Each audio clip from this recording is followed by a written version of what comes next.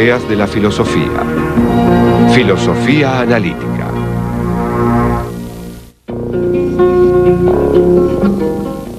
La filosofía analítica comenzó a principios del siglo XX en el mundo anglosajón, rebelándose contra la corriente entonces dominante, la del idealismo absoluto, y apoyándose decididamente en el análisis lógico del lenguaje.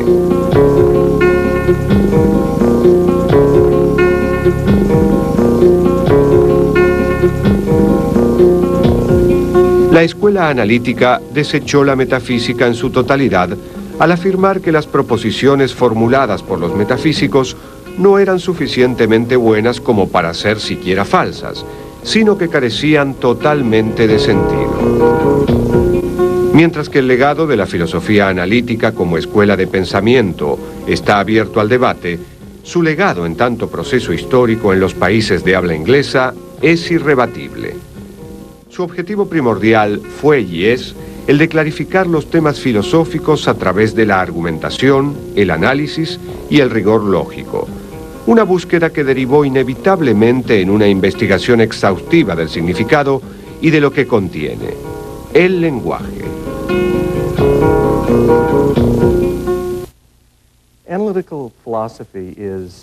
La filosofía analítica es una tradición histórica dentro de la filosofía que comenzó a principios del siglo XX.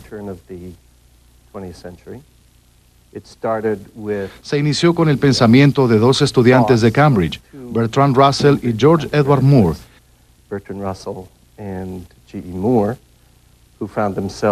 que se rebelaron contra los puntos de vista de sus profesores y de la filosofía dominante en esa época, que era absolutamente idealista.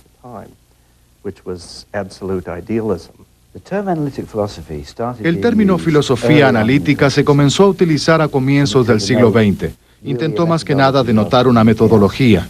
Existen dos interpretaciones, una estricta y otra amplia. La interpretación estricta es que la filosofía analítica trata el análisis de los conceptos, particularmente a través del lenguaje. Tomamos un concepto como el del lenguaje, que es el que la gente siempre usa. Lo analizamos, es decir, lo separamos en partes y demostramos cómo se combinan esas partes para producir el concepto. La interpretación amplia no se diferencia demasiado de toda la tradición filosófica que comenzó con Platón y Aristóteles. No es algo distinto. ¿Cuál es esa tradición? Bueno, en Platón y Aristóteles se relaciona con las distintas virtudes intelectuales, como la claridad, la argumentación, la apertura a la objeción, la formulación rigurosa, la honestidad de pensamiento, el no ser oscurantista con las cosas. Esa es la tradición, y como ya sabemos, es básicamente una idea de no absorber los prejuicios y los cuestionamientos contemporáneos. Eso ha sido la filosofía desde Platón y Aristóteles. Entonces, eso es la filosofía analítica, y durante el siglo XX muchos filósofos pertenecieron a esta corriente, desde Gottlob Frege y posteriormente Russell, influido por Frege, y después Wittgenstein, influido por Russell y Moore y muchos otros. Gottlob Frege era una figura relativamente oscura en sus días, un matemático que asumió la tarea de demostrar que las leyes de la aritmética se reducían a la lógica, una posición conocida como logicismo. En la búsqueda de su objetivo, realizó la mayor contribución individual al estudio de la lógica en la historia de esta disciplina y sentó las bases para el estudio riguroso del lenguaje que iba a caracterizar a la filosofía analítica. Sin embargo, solo en retrospectiva, Frege fue reconocido como el abuelo de la filosofía analítica. Su trabajo fundamental, Fundamentos de la Aritmética, fue tenido en cuenta por Bertrand Russell, quien se transformó en su discípulo.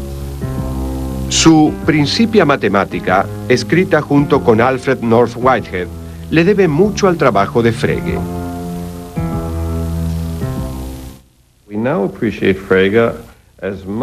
Ahora consideramos a Frege tanto fundador de la semántica moderna como fundador de la lógica moderna. Sus trabajos sobre sentido y denotación y otros trabajos, además de sus propios intentos de nivelar los inconvenientes para reducir la matemática a la lógica, son un objeto de estudio continuo. Yo diría que aún hoy es probablemente considerado como uno de los 6 grandes filósofos analíticos. Junto con el Organon de Aristóteles, Principia Mathematica es quizás el libro de mayor influencia en la lógica jamás escrito. Popularizó la lógica matemática y forjó la reputación de Russell. Otra de las primeras figuras importantes en la filosofía analítica fue George Edward Moore, quien sostenía que el propósito de la filosofía no era debatir la verdad de las creencias del sentido común acerca del mundo, sino analizar su significado.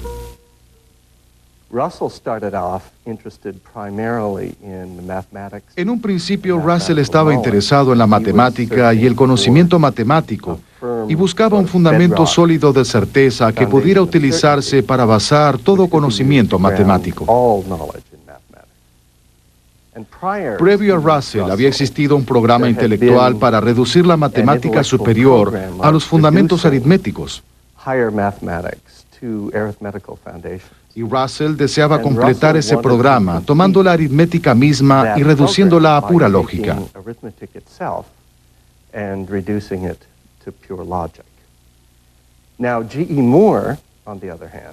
George Edward Moore, por otro lado, comenzó con los estudios clásicos y fue atraído hacia la filosofía por Bertrand Russell, pero no estaba interesado en la filosofía matemática. Él quería encontrar un punto de partida esencialmente para la filosofía no matemática ordinaria, y argumentaba que el punto de partida tenía que estar en nuestro sentido común preteórico, las certezas. Certezas tales como la certeza de que somos seres conscientes, que vivimos en un mundo de objetos materiales en compañía de otros seres conscientes. Y sostenía que la teoría no filosófica, sea escéptica o no escéptica, podía alguna vez tener una autoridad mayor que la de ellas, la autoridad de este sentido común preteórico, las convicciones. Por eso, para él, el trabajo de la filosofía no era el de demostrar o refutar ninguna de estas afirmaciones centrales, sino el de analizar lo que queremos expresar por seres conscientes, por conocimientos, por objetos materiales. Y pensaba que este análisis podía ser informativo y que podría revelarnos por qué en realidad tenemos motivos para querer conocer lo que hacemos.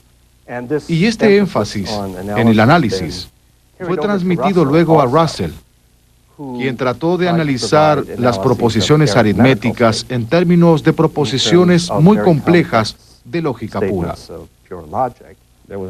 Russell y Broad y Moore, que eran filósofos analíticos británicos, realmente estaban interesados en el análisis de conceptos, al menos en parte, o en decir algo acerca de qué eran los conceptos, especialmente Broad y Moore, tal vez más que Russell.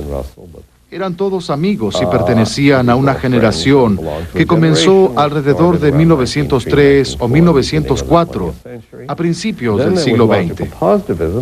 Además, estaba el positivismo lógico, que en ese entonces se denominaba a sí mismo empirismo lógico, que es de donde Herbert Feigl provenía. Y también pueden incluirse en la filosofía analítica los llamados filósofos del lenguaje ordinario británico, que era en sí misma una denominación errónea, porque los más famosos como Austin, Elizabeth Anscombe y Gilbert Ryle en realidad fueron mucho más que analistas del lenguaje ordinario.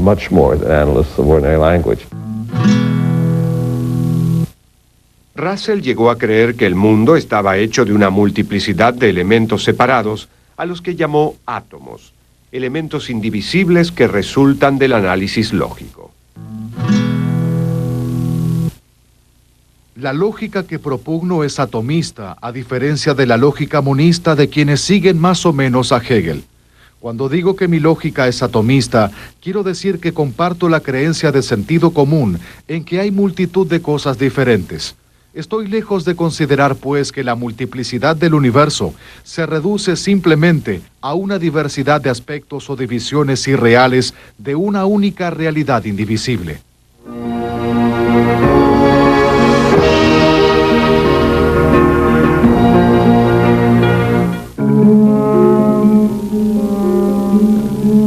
Russell y su antiguo alumno Ludwig Wittgenstein desarrollaron un sistema de filosofía denominado atomismo lógico, basado en la premisa de que existe un isomorfismo entre la estructura lógica oculta del lenguaje, por un lado, y la estructura de realidad, por el otro.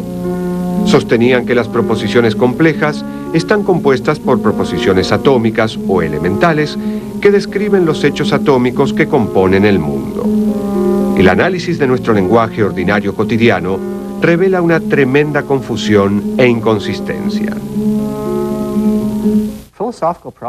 Los problemas filosóficos son simplemente confusiones lingüísticas, y el modo de progresar en filosofía es disolver dichas confusiones con el detenimiento apropiado para permitir que las oraciones expresen qué son realmente estos problemas filosóficos. Los hechos atómicos no admiten ulteriores análisis, son simples e independientes entre sí. El valor de verdad de las proposiciones elementales se establece a partir de los hechos atómicos que pueden ser descubiertos a través de un análisis riguroso y lógico. Y sería posible, al menos en teoría, determinar la verdad de una proposición filosófica con la precisión de una ecuación matemática. Una nueva era en la investigación filosófica había comenzado y una nueva generación de filósofos aceptó el desafío. Entonces podemos ver que los filósofos estarían pensando, bueno, quizás podríamos hacer esto de un modo más general, ¿no sería bueno? Rudolf Carnap, que era uno de los primeros positivistas lógicos, escribió un libro acerca de los fundamentos del conocimiento empírico, intentando aplicar técnicas lógicas, las mismas que Russell y Whitehead habían usado para explicar la ciencia matemática, para analizar la ciencia empírica. Y Russell también estaba interesado en ese proyecto. Tomaríamos las proposiciones de la física, las traduciríamos a un grupo privilegiado de proposiciones que fueran lógicamente impecables. También deberíamos tomar lo que ellos llaman primitivas, que son lo que las palabras significan realmente en las proposiciones. Y Carnap y Russell pensaban que las primitivas se referían a impresiones de los sentidos, sensaciones primitivas y percepciones del mundo. Entonces plantearon esta idea de que podríamos abordar estos temas tradicionales usando técnicas lógicas. Ludwig Wittgenstein fue una de las más brillantes figuras de la filosofía del siglo XX. Como su mentor, Bertrand Russell, sostenía que el lenguaje cuenta con un número de proposiciones complejas o moleculares compuestas de proposiciones elementales.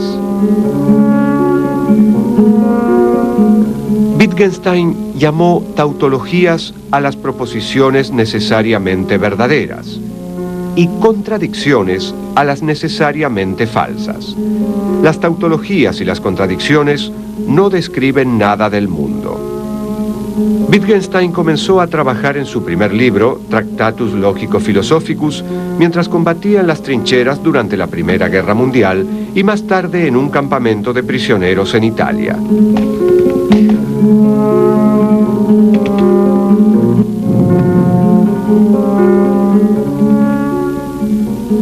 En el Tractatus presentó el lenguaje artificial de las funciones veritativas como el armazón del lenguaje ordinario.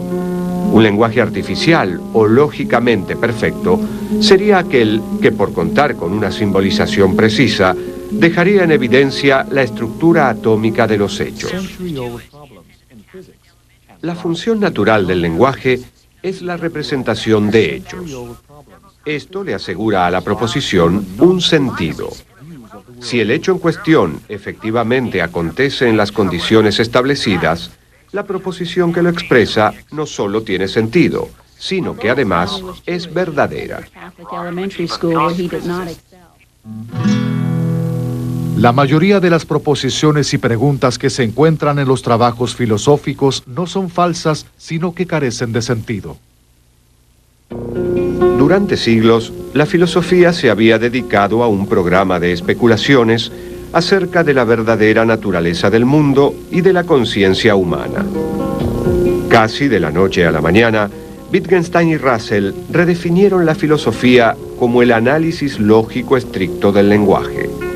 más un acto de clarificación que un conocimiento.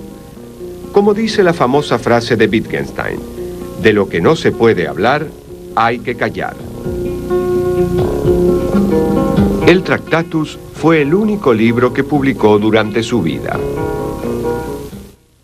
I think few works in the history of philosophy have received a more Creo que favorable pocos trabajos en la historia de la filosofía recibieron una reacción más favorable que la que inicialmente recibió el Tractatus. Y de algún modo es bastante sorprendente. Es uno de los trabajos más idiosincráticos, más opacos, realmente enigmáticos que se hayan presentado. Pero lo que lo hizo tan atractivo fue la gran idea que incorporó. Es decir, la idea de que toda la filosofía era un asunto de investigación del significado y que todo progreso filosófico debía provenir de la correcta comprensión del significado y de la disolución de las confusiones lingüísticas. Esto era algo cuya semilla había sido ya puesta y plantada, pero ninguna defensa sistemática de este punto de vista se había presentado hasta el momento. Y Wittgenstein lo hizo de un modo particularmente elocuente. Un modo que la gente encontró bastante atractivo, a pesar del hecho de que muchos de los detalles de su visión eran difíciles de captar o eran problemáticos.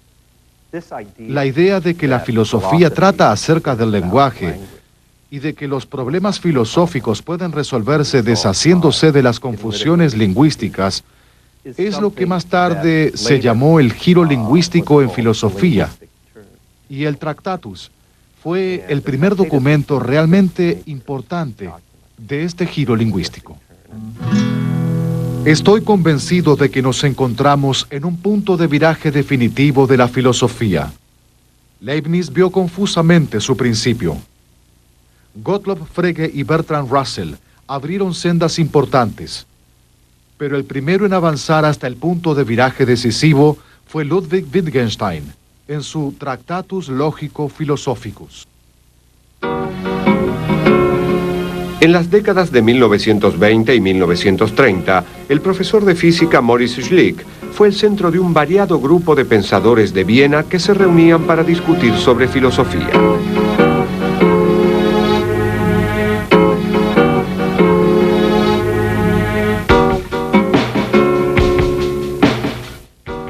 Fueron conocidos como el Círculo de Viena.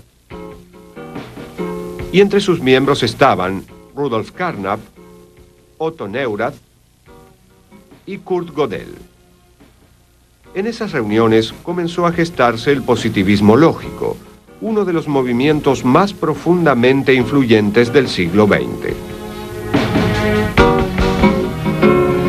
El positivismo lógico afirmaba que el único discurso con sentido era el científico.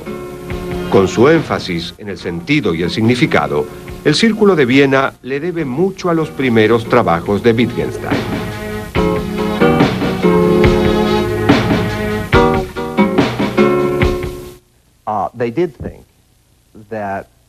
Ellos realmente pensaban que algunos detalles de la teoría de Wittgenstein sobre la significación debían cambiarse.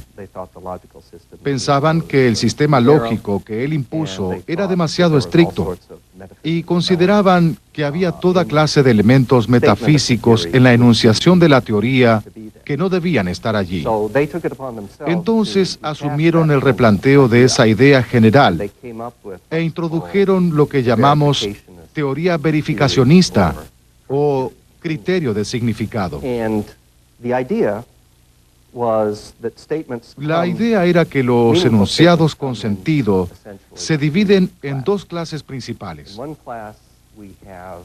En una clase tenemos enunciados que son verdaderos o falsos, solo en virtud de su significado, y no es necesario en absoluto investigar el mundo para entenderlos o considerarlos verdaderos.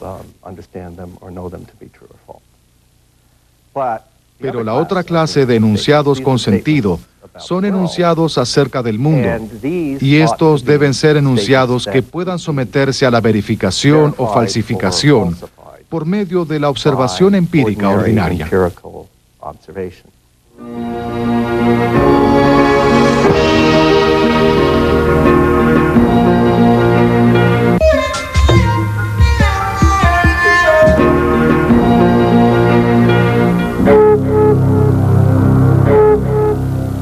En 1929, el Círculo de Viena publicó su texto Manifiesto Científico Universal, el Círculo de Viena, que propuso que los únicos enunciados con sentido eran aquellos empíricamente verificables o basados en la lógica y en la matemática.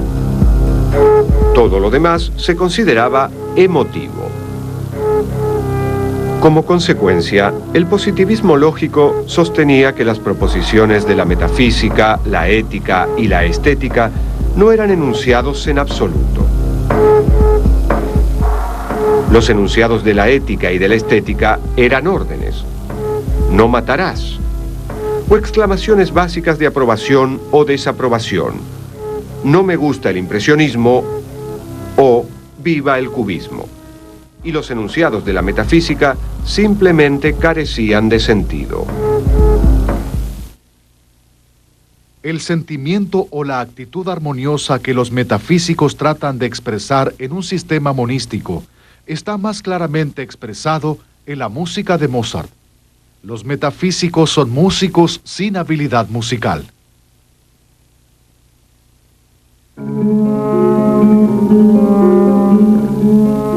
El positivismo lógico rechazaba como ilegítimo todo enunciado que no se basara en la experiencia directa. Esta posición fue la base del principio de verificación. Una oración tiene sentido si y solo si se puede verificar empíricamente o se puede demostrar que es verdadera mediante el análisis de los significados convencionales de sus signos o símbolos. En otras palabras, comprender el significado de una proposición requiere saber cómo verificarla.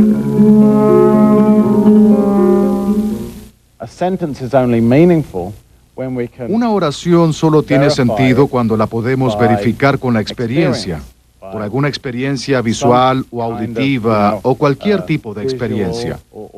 Cuando una oración no puede ser verificada o demostrarse o probarse que es al menos bastante probable o algo así por la experiencia, entonces carece de sentido y realmente, literalmente no tiene sentido en absoluto. Ni siquiera es falsa, carece de sentido. No es que sea incorrecta. Es como cuando un gato ronronea. No es correcto o incorrecto, es solamente un ruido. Los positivistas lógicos sostenían que las hipótesis científicas podían reducirse a lo que denominaron enunciados protocolares, que son los informes básicos de la observación directa. Estos informes forman la norma mediante la cual se verifican otros enunciados empíricos. Este punto de vista planteó la siguiente pregunta. ¿No sería necesario también verificar los propios enunciados protocolares? Otto Neurath comparó el conocimiento a un barco que debe ser continuamente reconstruido mientras aún está en el mar.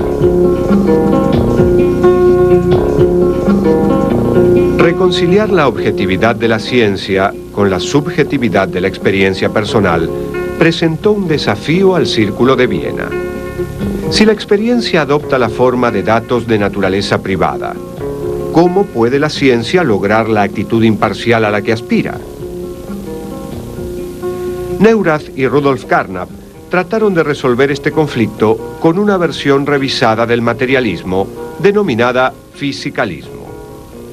El objetivo del fisicalismo era convertir a la física en el catalizador que unificara a todas las ciencias. Afirmaba que todo lo que existe o sucede puede describirse totalmente a través del lenguaje de la física. Aquí estaba entonces el santo grial del positivismo lógico, un lenguaje científico que podía, en teoría, darle la voz a todas las ciencias.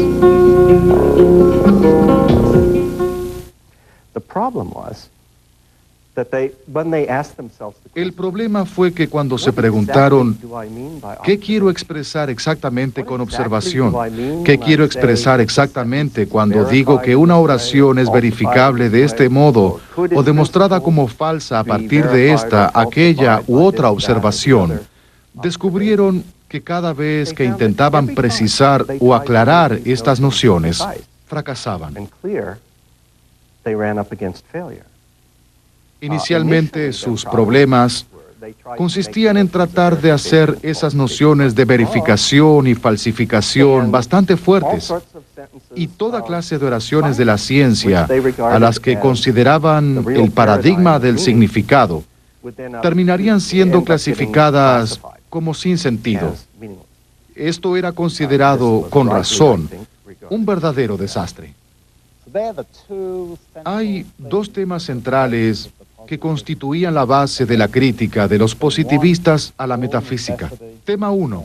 Todo lo que equivale a la necesidad es verdad por convención. Y tema 2. La significación es un asunto de verificabilidad. Y tal vez podríamos agregar falsabilidad, demostrable como verdadera o falsa por la observación directa. Por eso, estas dos ideas constituían una amenaza a la metafísica. Pero lo interesante es que no debió pasar mucho tiempo para ver que ambas ideas eran absolutamente erróneas.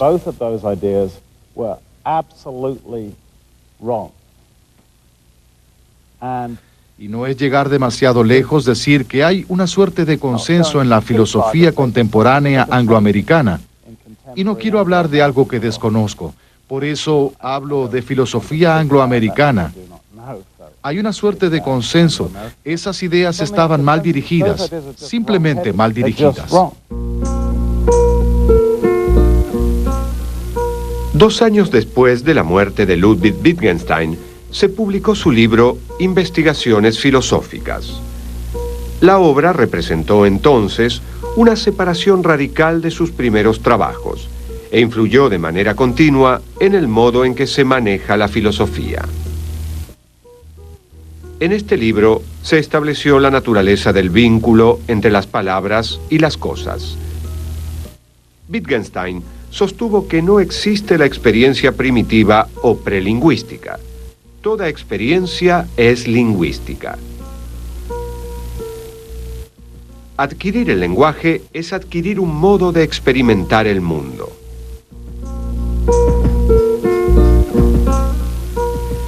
El lenguaje nos da nuestra ventana hacia el mundo, y cada lenguaje es una ventana a un mundo diferente.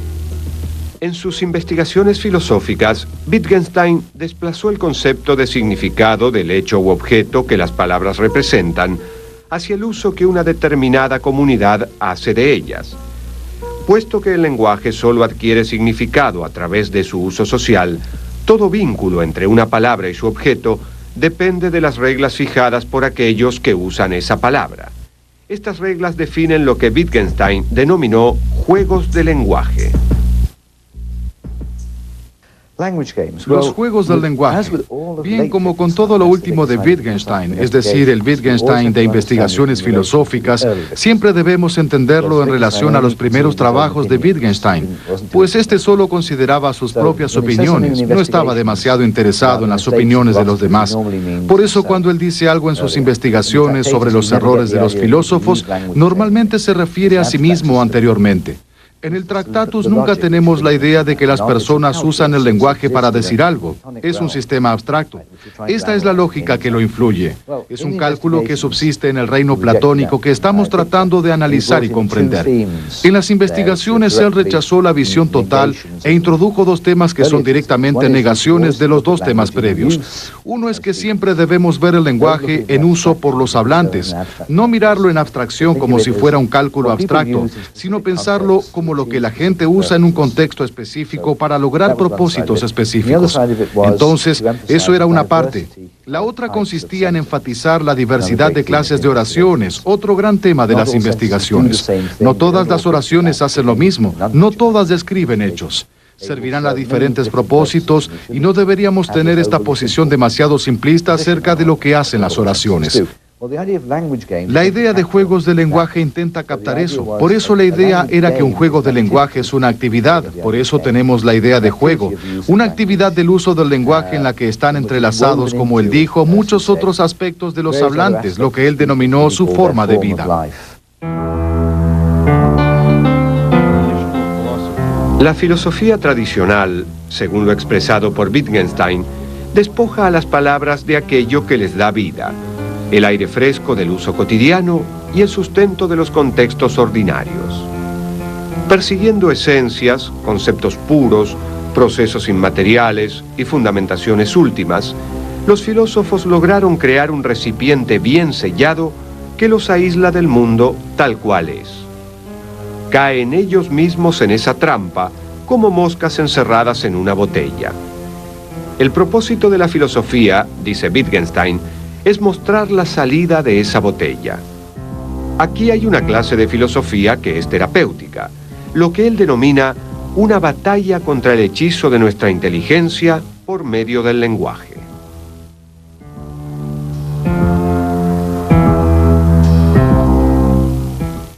Pensemos en herramientas.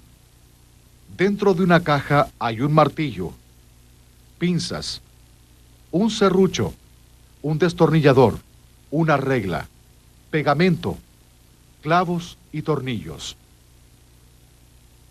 Las funciones de las palabras son tan diversas como las funciones de estos objetos.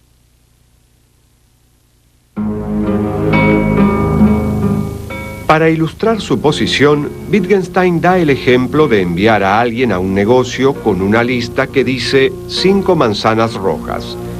La persona va al negocio y le da la lista al vendedor. El vendedor abre el cajón con el letrero manzanas y cuenta 5 manzanas rojas. Podríamos preguntar, ¿cuál es el significado de la palabra 5? Wittgenstein responde, tal cosa no era cuestionada aquí, solo se usa la palabra 5. Las explicaciones, dice Wittgenstein, se acaban en algún punto.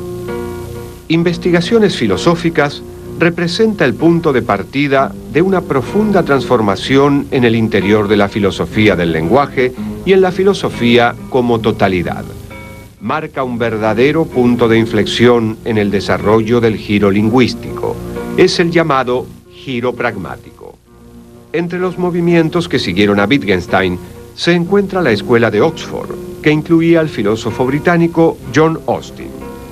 En su breve pero brillante carrera, Austin intentó describir los distintos modos en que hablamos, prestando particular atención a lo que denominó enunciados performativos.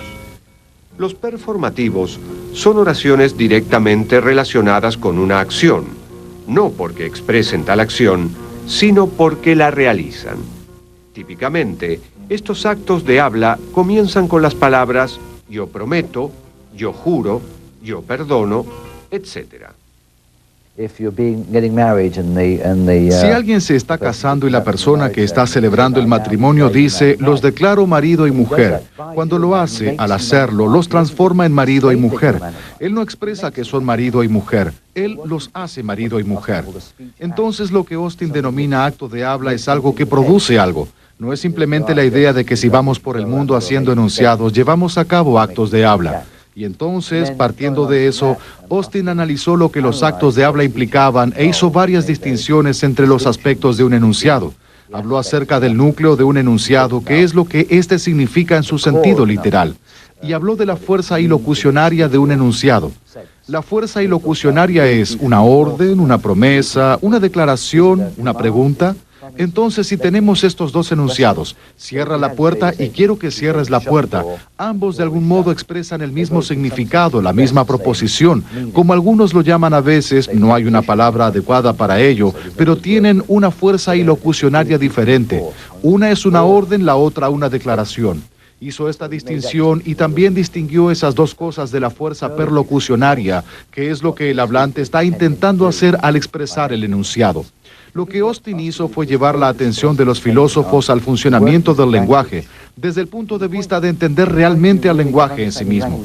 Esto es lo que se denomina la teoría del acto del habla, el análisis del uso del lenguaje y los varios tipos de oraciones que podemos usar. Una vez que descubrimos que lo que se debe estudiar no es el enunciado en sí, sino el hecho de estar expresando algo en una situación de habla, entonces es casi imposible no advertir que el hecho mismo de hacer una declaración es realizar un acto.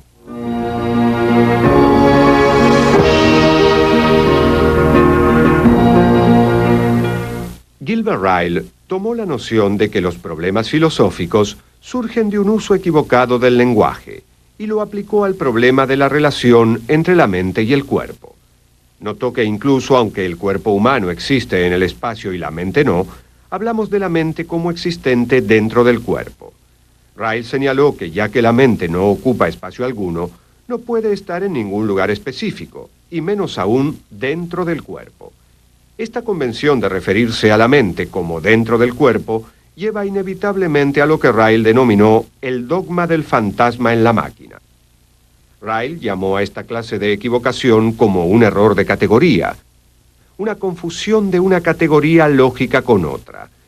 El alma es al cuerpo, decía Ryle, lo que un puntapié es a la pierna.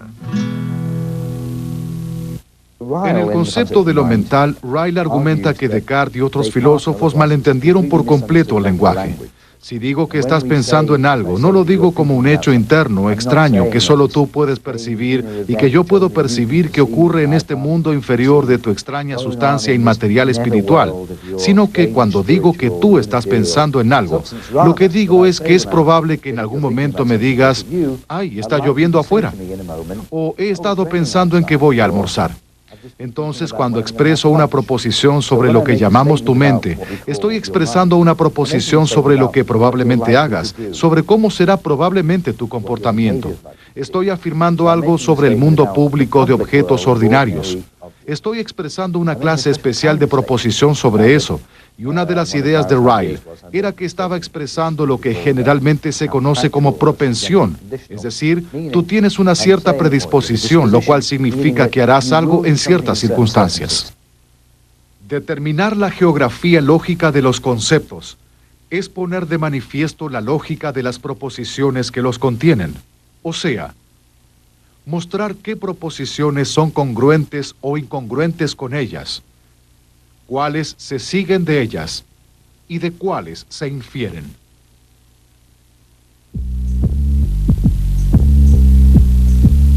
Así como el Círculo de Viena intentaba continuar el trabajo del Tractatus de Wittgenstein, los filósofos posteriores trataron de refinar el trabajo de los positivistas.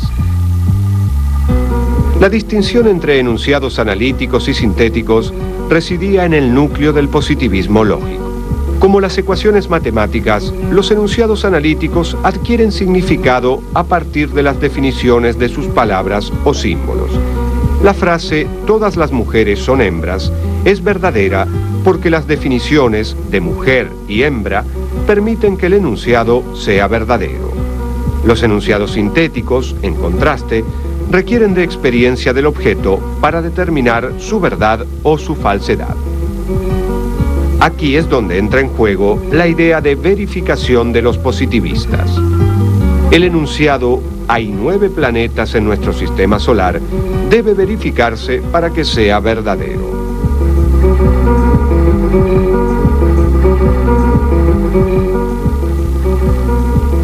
El destacado filósofo estadounidense Willard Van Orman Quine desafió la validez de la distinción analítica-sintética y al hacerlo cuestionó una tradición que se remontaba al menos hasta Immanuel Kant o tal vez antes.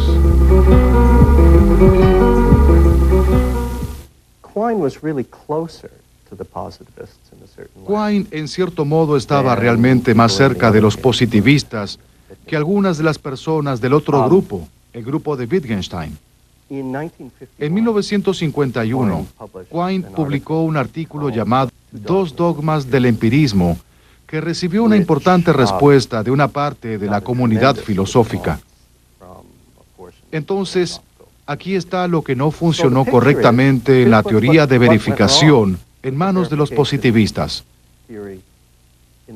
¿Estaban equivocados en que la verificación es la clave para el significado? No.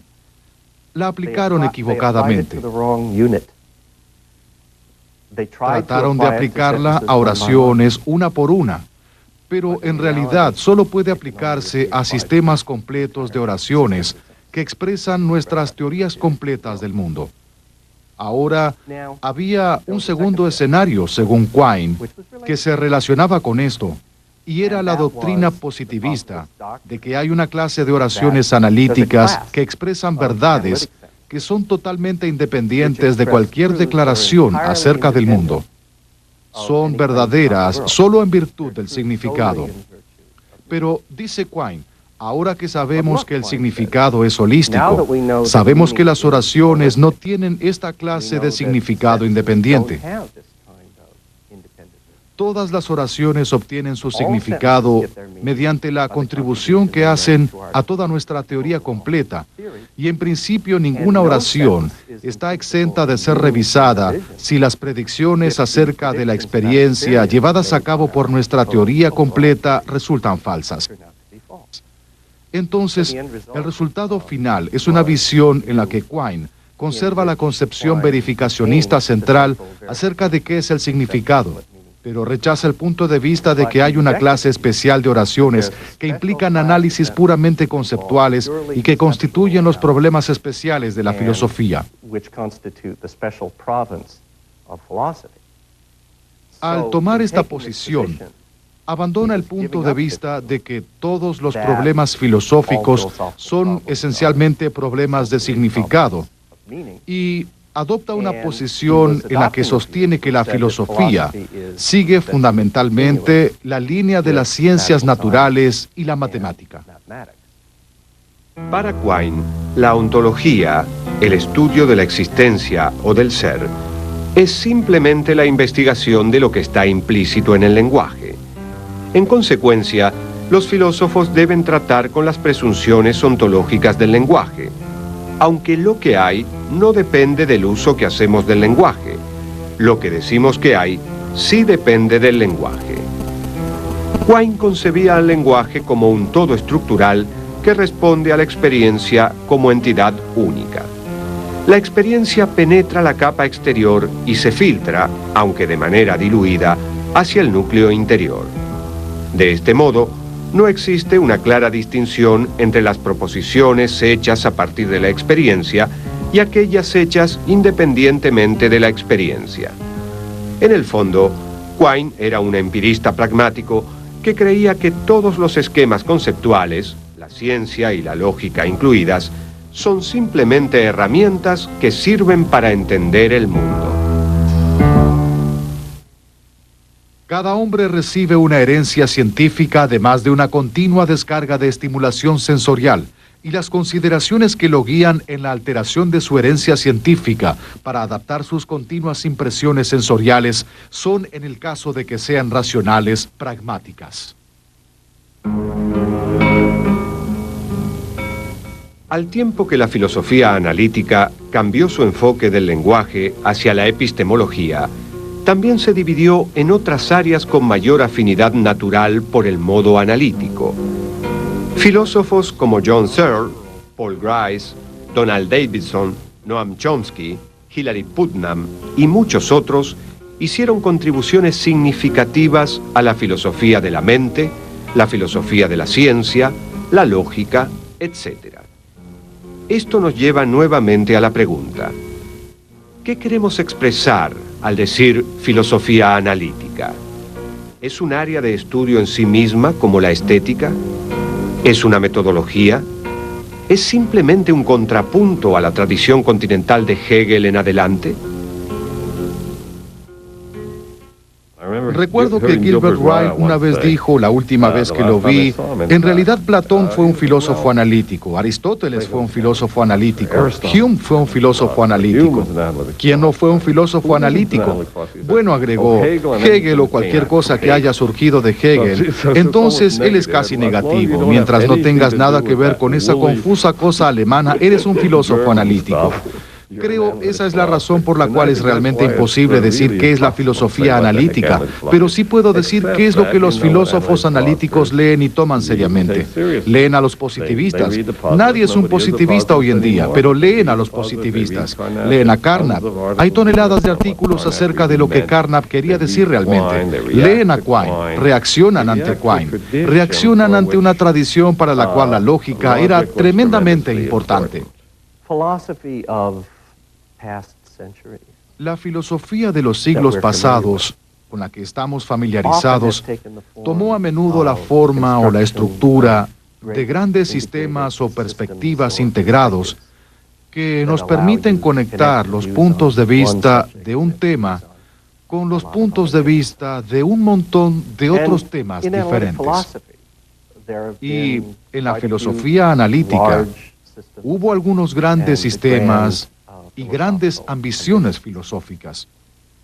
Sin embargo, eso no agota la filosofía analítica. Existe un sentido generalizado entre los filósofos analíticos de que una buena manera de hacer filosofía es comprometerse con investigaciones muy intensas, centradas en problemas y áreas problemáticas particulares, manteniendo otros asuntos importantes lo más lejos posible. Entonces lo que hay que dejar a un lado de todo esto es cuando la gente dice los filósofos analíticos están solo interesados en analizar el habla ordinaria o en nuestros conceptos. Eso es una caricatura de lo que ocurría. Se trataba de un intento por continuar con las antiguas tradiciones mediante técnicas nuevas que parecían ser y eran realmente impresionantes y prometedoras.